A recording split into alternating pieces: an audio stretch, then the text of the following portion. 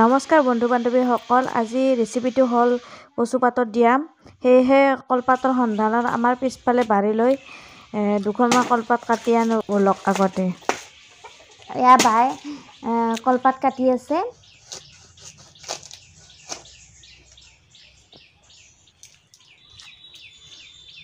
এয়া ঘৰৰে কণ বিলাহী, জলকীয়া, কেইফুটামান নহৰু ৰেডি কৰি লৈছোঁ। এই ৰেচিপিটো আমাৰ ঘৰৰ সকলোৰে প্ৰিয়, সেয়েহে আজি আমি ট্ৰাই কৰিলোঁ আৰু আপোনালোকৰ আগতো ভিডিঅ'টো শ্বেয়াৰ কৰিলোঁ। কলপাত কেইখন ভালকৈ ধুই কচু পাতখিনি ভালকৈ ধুই কাটি লৈ এতিয়া কণ বিলাহী, জলকীয়া আৰু নহৰু এইখিনি দি তাৰপিছত এয়া নিমখ অকণমান দিব আন্দাজমতে। তাৰপিছত মিঠাতেল মানে সৰিয়হৰ তেল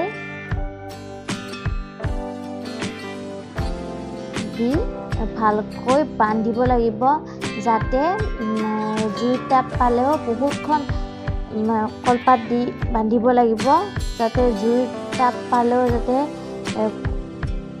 ওলাই নাযায়।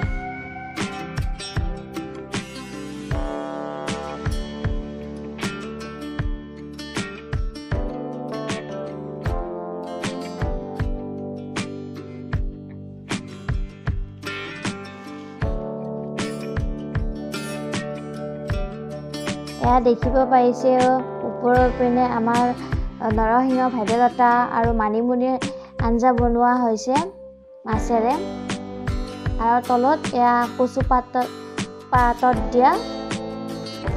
আপোনালোকে এনেকৈও দিব পাৰে, যিসকলৰ জুই নাই তেওঁলোকে টাৱাত দিও এনেকৈ খাব পাৰে।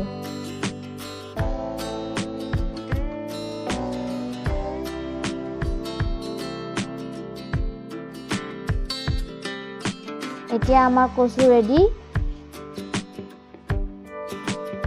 দেখিবলৈ যে কি টেষ্টি হৈছে, তেনেকুৱাই খাবলৈও বৰ টেষ্টি হৈছে। আপোনালোকে এবাৰ ট্ৰাই কৰি চাবচোন, এনেকৈও বহুত ভাল লাগে। এবাৰ খালে বাৰে বাৰে খাই থাকিব মন যাব, আৰু সকলোখিনি ভালকৈ সিজি গৈছে। আৰু বন্ধুসকল, এনেদৰে আপোনালোকে এবাৰ ঘৰত ট্ৰাই কৰি চাবচোন।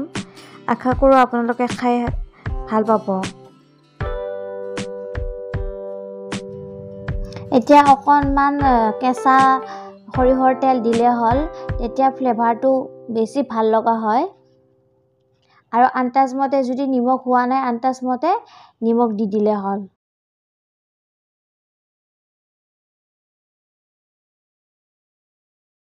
আৰু এতিয়া ভালকৈ সকলোখিনি মিক্স কৰি ভাতৰ লগত পৰিৱেশন কৰিলে হ'ল। খুবেই টেষ্টি হয়। আৰু বন্ধুসকল, আগলৈ এনেকুৱা ৰেচিপিৰ ভিডিঅ' পাবলৈ মোৰ চেনেলটো ছাবস্ক্ৰাইব কৰি দিব। ধন্যবাদ। যদি বন্ধুসকল আপোনালোকে ভিডিঅ'টো চাই ভাল পাইছে, like, share and comment and subscribe কৰি দিব। আৰু ভিডিঅ'টো শেষলৈকে চোৱাৰ বাবে অশেষ ধন্যবাদ।